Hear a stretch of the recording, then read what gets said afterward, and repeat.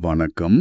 இன்னைக்கு நாம ஸ்ரீமத் சுவாமி சித் பவானந்தரோட அருள் விருந்து நூல்ல இருந்து ஒரே ஒரு வரியை எடுத்து கொஞ்சம் ஆழமா பார்க்க போறோம். ஓ, ரொம்ப இன்ட்ரெஸ்டிங்கா இருக்குமே. ஆமா, தேவைகளை பெருக்குவதாலும் அவைகளை அடைய பெறுவதாலும் மனிதன் ஒருபடியும் முன்னேற்றம் அடைவதில்லை. ம், ஆமா. இது ஒட்ட வரியில ஒரு பெரிய விஷயத்த சொல்லுது. ஆமா இல்லையா? நம்ம பொதுவா முன்னேற்றம்னு நினைக்கிறதே இது கொஞ்சம் கேள்வி கேட்க வைக்குது. நிச்சயமா. முதல் தடவை படிக்கும்போது ஒரு நிமிஷம் நிறுத்தி யோசிக்க வைக்கும். ஏன்னா இப்ப இருக்கிற உலகத்துல ஆமா, தேவைகளை பூர்த்தி செய்யறதும் நிறைய வசதிகளை பெருக்கிக்கிறதும் தான் முன்னேற்றம்னு நம்ம பாக்குறோம் இல்லையா? அதுதான் பெரிய வீடு, கார், லேட்டஸ்ட் கேட்ஜெட்ஸ் இதுதானே வளர்ச்சி மாதிரி தெரியுது. ஆமா. ஆனா இந்த வரி அதை மொத்தமா மறுக்குது. சரி, அப்போ இது கொஞ்சம் பிறக்கலாம். தேவைகள்னு சுவாமிஜி எதை சொல்றாரு? நம்மளோட சாப்பாடு, துணி, வீடு மாதிரி அடிப்படை விஷயங்களையா? இல்ல, பெரும்பாலும் அப்படி இருக்காது. ஏன்னா அடிப்படை தேவைகள் பூர்த்தி செய்யப்பட வேண்டியது அவசியம். இங்க தேவைகள்னு அவர் சொல்றது சொல்லுங்க. அதுக்கு மேல நாம பெருக்கிட்டே போற ஆசைகள், அதாவது பௌதிக பொருட்கள் மேல நமக்கு இருக்கிற தாகம். ஓ, அந்த மாதிரி ஆசைகள். சரி. ஆமா, ஒருபோதும் திருப்தி அடையாத விருப்பங்கள், இன்னும் வேணும் இன்னொன்னு வேணும்னு போயிட்டே இருக்கிற மனநிலை. புரியுது. அவர் சொல்றதுல ரெண்டு விஷயம் இருக்கு பாருங்க. ஒன்னு, இந்த ஆசைகளை வளர்த்திட்டே போறது, பெருக்குவது. சரி. இன்னொன்னு, அப்படி வளர்த்த ஆசைகளை நிறைவேற்றுறது, அடைய பெறுவது. ஓகே. இந்த ரெண்டு செயல்களுமே மனுஷன உண்மையான முன்னேற்ற பாதையில ஒரு அடி கூட முன்னாடி கொண்டு போகாதுங்கிறாரு. ஒரு அடி கூடவா? ரொம்ப அழுத்தமா சொல்றாரு. அப்போ நம்ம முன்னேற்றம்னு நினைச்சு ஓடிட்டு இருக்கிறது எல்லாம் வெறும் அசைவுகளா இருக்கலாம், வளர்ச்சி இல்லாம இருக்கலாம். அதான் அவர் சொல்ல வர்றது. இது நம்மளோட வாழ்க்கை முறையையே யோசிக்க வைக்குது. பொருள் சேர்க்கறதோ ஸ்டேட்டஸ உயர்த்திக்கிறதோ முன்னேற்றம் இல்லைன்னா அப்போ எதுதான் உண்மையான முன்னேற்றம்? அதுதான் இதுல இருக்கிற முக்கியமான கேள்வி. இந்த மேற்கோள் எது முன்னேற்றம் இல்லைன்னு ரொம்ப தெளிவா சொல்லுது. ஆமா, அந்த ஒரு படியுங்கிற வார்த்தை ரொம்ப ஸ்ட்ராங்கா இருக்கு. கரெக்ட்.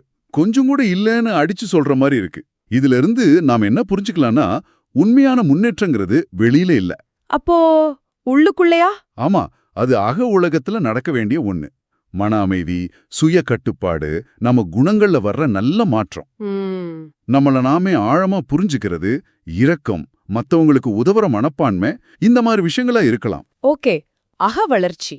ஆமா, வெளியில பொருட்களை குவிக்கிறதுக்கும் இந்த மாதிரி அக பண்புகளை வளர்க்கறதுக்கும் நேரடி சம்பந்தம் இல்லைன்னு அவர் உணர்த்த வர்றாரு. இது கேட்க நல்லா இருக்கு. ஆனா இப்ப இருக்கிற சூழல்ல யோசிச்சு பாருங்களேன். நம்ம சமூகம், பொருளாதாரம் எல்லாமே இத தேவைகளை பெருக்கிறதையும் அதை அடையறதையும் சுத்திதானே இருக்கு. அது உண்மைதான். விளம்பரங்கள் புதுசு புதுசா ஆசைய தூண்டுது. வெற்றிங்கிறதே பெரும்பாலும் பொருள் வச்சுதானே அளக்கப்படுது. ஆமா, இந்த நிலைமையில தேவைகளை பெருக்கினா முன்னேற்றம் இல்லைன்னு சொல்றதை எப்படி எடுத்துக்கிறது? இது நடைமுறைக்கு சரிப்பட்டு வருமா? இது ஒரு நல்ல கேள்வி. ஆனா இத எல்லாத்தையும் விட்டுட்டு போயிடணும்னோ ஏழ்மையா இருக்கணும்னு புரிஞ்சுக்க வேண்டியதில்லைன்னு நினைக்கிறேன். ஓ, அப்படி இல்ல. அவர் சொல்ல வர்றது இந்த முடிவே இல்லாத ஆசைகள்ங்கிற சுழற்சி இருக்கு இல்லையா, அதுல மாட்டிக்கிறது தான் பிரச்சனை. அந்த சைக்கிளா? ஒரு ஆசை நிறைவேறினதும் அடுத்தது முளைக்குது, அத துரத்துறோம். இதுல மன நிறைவுங்கிறதே இல்லாம போயிடுது, மன அமைதியும் கெடுது. இது ஒரு மாதிரி அடிமைத்தனம் மாதிரி சொல்றீங்களா? சொல்ல போனா ஆமா. நம்ம சக்தி, நேரம், கவனம் எல்லாத்தையும் இந்த பொருள் தேடல்லே செலவு பண்ணிடுறோம். அப்போ உண்மையான வளர்ச்சிக்கு நேரம் இல்லாம போயிடுதா? கரெக்ட். அதாவது அந்த அக வளர்ச்சிக்கு நேரம் ஒதுக்க முடியறதில்ல. அவர் இந்த சமநிலை இல்லாததை தான் சுட்டி காட்டுறாரு. புரியுது. அப்போ இது நம்மளோட முன்னுரிமை, பிரையாரிட்டி சம்பந்தப்பட்ட விஷயம். எதுக்கு முக்கியத்துவம் கொடுக்கறோம்? ஆமா, வெளி பொருட்களுக்கா இல்ல உள்ளுக்குள்ள இருக்கிற அமைதிக்கா, செம்மைக்கா? நீங்களே யோசிச்சு பாருங்களேன். ஒரு புது போன் வாங்குறோம். அந்த சந்தோஷம் எவ்வளவு நாள் இருக்கு? கொஞ்ச நாள் தான். சில நாள், சில வாரம். அப்புறம் அடுத்த மாடலுக்கு மனசு ஏங்க ஆரம்பிச்சிரும். ஆனா நம்ம கோவத்தை கட்டுப்படுத்த கத்துக்கிறதோ இல்ல மத்தவங்களுக்கு உதவும் போது கிடைக்கிற மனநிறைவோ அதோட தாக்கம் ரொம்ப ஆழமா ரொம்ப நாள் இருக்கும் இல்லையா? மிக சரியா சொன்னீங்க. இது சைக்காலஜில கூட சொல்றாங்க, ஹிடோனிக் மில்னு. ஓ, அது என்ன? அதாவது சந்தோஷத்தை தேடி ஓடுற ஒரு ஓட்டப்பந்தய இயந்திரம் மாதிரி. நாம ஒரு லெவல் அடையும் போது சந்தோஷமா இருக்கும், ஆனா சீக்கிரமே அது பழகிடும். பழகி போயிடுமா? ஆமா, அடாப்டேஷன். அப்புறம் அதே அளவு சந்தோஷம் வேணும்னா இன்னும் பெருசா ஏதாச்சும் தேவைப்படும். இது ஒரு முடிவே இல்லாத சுழற்சி. ஓ, இதுதான் அந்த சுழற்சியா? ஆமா, இந்த மேற்கோள் இந்த சுழற்சியிலிருந்து வெளியே வர்றதுக்கு ஒரு வழியை மறைமுகமா சொல்லுது. தேவைகளை கட்டுப்படுத்துறது இல்ல குறைச்சுக்கிறது. அது ஒரு இழப்பில்ல, அப்போ அது என்ன? அது ஒரு வகையான விடுதலை லிபரேஷன் அப்படிங்கிறாரு. விடுதலை. அது ஒரு நல்ல கோணம். ஆசைகளுக்கு அடிமையா இல்லாம அத மேனேஜ் பண்ண கத்துக்கிறது ஒரு சுதந்திரம் தான். நிச்சயமா. அப்படி செஞ்சா நம்ம சக்தியை வேற பயனுள்ள வழியில செலுத்த முடியும். கலை, இலக்கியம், தியானம், சமூக சேவை, உறவுகளை நல்லா பாத்துக்கிறது, இந்த மாதிரி விஷயங்கள்ல கவனம் செலுத்தலாமே. கரெக்ட். அது மட்டும் இல்ல, இந்த மேற்கோளை தனி மனுஷனை தாண்டி சமூக அளவுலயும் பார்க்கலாம். சமூக அளவுலையா? எப்படி? இப்போ ஒரு நாட்டோட முன்னேற்றத்தை வெறும் ஜிடிபி வச்சு மட்டும் அளக்கிறது சரியா? அது ஒரு கேள்விதான்.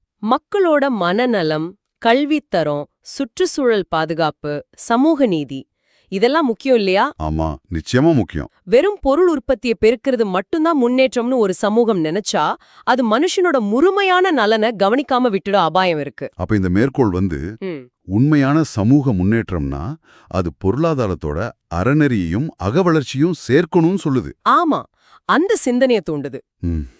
இது ரொம்ப ஆழமான பார்வை. அப்போ சுவாமிஜி சொல்றது வெறும் தனிநபர் ஆன்மீக வழிகாட்டல் மட்டும் இல்ல, அது ஒரு சமூக விமர்சனமாவும் இருக்கு. ஆமா, இன்னைக்கு இருக்கிற நுகர்வு கலாச்சாரம் மேல ஒரு விமர்சனம் மாதிரி. வெற்றிக்கு நாம வச்சிருக்கிற அளவுகோல மாத்தி யோசிக்க சொல்லுது. கரெக்ட். நீங்க எவ்வளவு சம்பாதிக்கிறீங்க, என்ன பொருள் வச்சிருக்கீங்கங்கறத விட, அதை விட நீங்க எப்படிப்பட்ட மனுஷனா இருக்கீங்க, எவ்வளவு மன அமைதியோட இருக்கீங்கங்கிறது தான் உண்மையான அளவுகோலா இருக்கலாம்னு சொல்லுது. ஆனா அவர் தேவைகளை அடையறதே தவறுன்னு சொல்லல இல்லையா? இல்ல, அப்படி சொல்லல. அடிப்படை தேவைகள் கண்டிப்பா பூர்த்தி செய்யப்படணும். வசதிகள் வாழ்க்கையை சுலபமாக்கும், அதுல தப்பில்ல. அப்போ எதுதான் சிக்கல்? அதை அடையிறதே வாழ்க்கையோட ஒரே நோக்கம்னு நினைக்கிறதும், அது மூலமாவே உண்மையான சந்தோஷத்தையும் முன்னேற்றத்தையும் அடைஞ்சிடலான்னு நம்புறதுதான் சிக்கல். ஓ, அந்த நம்பிக்கை தான் பிரச்சனையா? ஆமா, அந்த பாதை ஒருபோதும் நிறைவுக்கு கொண்டு போகாதுங்கிறது தான் அவர் அழுத்தமா சொல்ற விஷயம். இது ஒரு சமநிலையை கண்டுபிடிக்க சொல்ற ஒரு அழைப்பு. பௌதீக தேவைகளுக்கும் அகத்தேடலுக்கும் நடுவுல ஒரு பேலன்ஸ். சரியா சொன்னீங்க. சரி, அந்த ஒரு படியும் முன்னேற்றம் இல்லைங்கிற வரியோட தீவிரத்தை மறுபடியும் கொஞ்சம் யோசிப்போம். அது கொஞ்சம் கடுமையா தெரியலையா? எப்படி? இப்போ உதாரணத்துக்கு படிக்கிறதுக்கு நல்ல புத்தகம் வேணும், இன்டர்நெட் வேணும், இசை கத்துக்கிற ஒரு கருவி வேணும், ஆமா, சயின்ஸ் ரிசர்ச் பண்ண கருவிகள் வேணும். இதெல்லாம் கூட தேவைகள் தானே? இதை அடையிறது முன்னேற்றம் இல்லையா? இது ஒரு நல்ல நுட்பமான கேள்வி. சுவாமிஜி இது மாதிரி தேவைகளை வேற மாதிரி பாக்குறாரா? அந்த மேற்கொள்ள நேரடி பதில் இல்ல. ஆனாலும் அவரோட மொத்த தத்துவ பார்வையிலிருந்து பார்த்தா அவர் இங்க குறிப்பா சொல்றது இது அந்த பெருக்கிக் கொண்டே போகும் ஆசைகள் தான். எல்லையே இல்லாத, திருப்தியே தராத பொருள் மேல இருக்கிற நாட்டம் தான். ஓ, அறிவை பெறறதுக்கோ திறமையை வளர்க்கறதுக்கோ தேவைப்படுற கருவிகள் வேறையா? ஆமா, அது ஒரு உயர்ந்த நோக்கத்துக்கான கருவிகள் தான். அதுவே கடைசி லட்சியம் இல்ல. ஒரு உதாரணம் சொல்லுங்களேன். இப்போ ஒரு இசைக்கருவி வாங்கறது மட்டுமே முன்னேற்றம் இல்ல. ஆனா அதை கொண்டு இசையில திறமையை வளர்த்துக்கிட்டு சரி, அது மூலமா மன அமைதியையும் மத்தவங்களுக்கு சந்தோஷத்தையும் கொடுக்கறது அகவளர்ச்சிக்கு உதவலாம். அப்போ நோக்கம்தான் முக்கியம். ஆமா, ஒரு பொருள் நம்மள இன்னும் ஆசைகளுக்குள்ள இழுக்குதா இல்ல நம்மளோட உள் திறமைகளை வளர்க்க உதவுதாங்கிறத பொறுத்து அதோட தாக்கம் மாறும். ஆக தேவையின் தன்மையும் அதை அடையிற நோக்கமும் முக்கியம்னு சொல்றீங்க. சும்மா பொருள் சேர்க்கறது வேற, ஒரு திறமையோ அறிவையோ வளர்க்க உதவும் கருவி வேற. கரெக்ட். இது புரிஞ்சுக்க முடியுது. அப்போ இந்த மேற்கோளோட மொத்த சாராம்சம் என்னன்னா, நம்ம கவனத்தை வெளி உலக பொருட்கள் மேல மட்டும் வைக்காம அக உலகத்தை சரி செய்யறதுல திருப்பணும். இதுலானா அதுதான் மைய கருத்தா தெரியுது. வெளி உலகம் தேவைதான் மறுக்கல, ஆனா அது மட்டுமே போதாது. உண்மையான நிலையான சந்தோஷம், நிறைவு, முன்னேற்றம் எல்லாமே உள்ளிருந்து தான் வர முடியும். ஆமா, இது பொதுவா இந்திய தத்துவங்கள்ல ஆழமா இருக்கிற ஒரு கருத்து தான். பொருட்கள் தற்காலிகமா ஒரு சந்தோஷத்தையோ வசதியோ கொடுக்கலாம், ஆனா நிலையான ஆனந்தம்ங்கிறது எதுல இருந்து வரும்? அகத்தெளிவு, சுய கட்டுப்பாடு, சேவை, அன்பு, இதுல இருந்து தான் பிறக்கும். இது நம்மள நாமே சில கேள்விகள் கேட்டுக்க வைக்குது. ஆமா, என்ன மாதிரி கேள்விகள்? நாம எதை தேடி ஓடிட்டு இருக்கோம்? நம்ம நேரத்தையும் சக்தியும் எதுக்காக செலவழிக்கிறோம்? நாம முன்னேற்றம்னு நினைக்கிற விஷயங்கள் உண்மையிலேயே நம்மள மேன்மைப்படுத்துதா, இல்ல ஒரு மாய வலையில சிக்க வைக்குதா? முக்கியமான கேள்விகள். உங்க வாழ்க்கையில உங்களுக்கு எது உண்மையான திருப்தியையும் வளர்ச்சியும் கொடுக்குது? ஒருவேளை இத பத்தி யோசிக்கிறதே உண்மையான முன்னேற்றத்துக்கான முதல் படியா இருக்குமோ? ஆமா, சுய பரிசோதனைக்கு இது ஒரு நல்ல தூண்டுதல். நாம எதை மதிக்கிறோம்? நம்ம செயல்களுக்கு பின்னால இருக்கிற உண்மையான நோக்கம் என்ன? இந்த கேள்விகளை கேட்டு நேர்மையா பதில் தேடுறதே ஒரு பெரிய அகப்பயணம்தான். உண்மைதான்.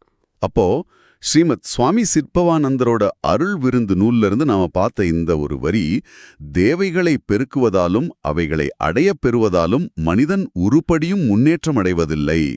இது நம்ம வாழ்க்கை முறை, நம்ம மதிப்புகள், முன்னேற்றம் பத்தின நம்ம எண்ணங்கள்னு பல விஷயங்களை மறுபடியும் யோசிக்க வைக்குது. ஆமா, சுருக்கமா சொன்னா உண்மையான முன்னேற்றம் வெளியில இல்ல, உள்ளுக்குள்ள இருக்கு. இதுல இருந்து நாம எடுத்துட்டு போக வேண்டிய பாடம் என்னன்னா, பௌதீக தேவைகளுக்கும் அகத் தேடலுக்கும் நடுவுல ஒரு சமநிலைய உருவாக்கணும். தேவைகளை நிர்வகிக்க கத்துக்கிட்டு அக வளர்ச்சிக்கு முக்கியத்துவம் கொடுத்தா அது நீண்டகால மன அமைதிக்கும் நிறைவான வாழ்க்கைக்கும் வழிவகுக்கும். அருமை.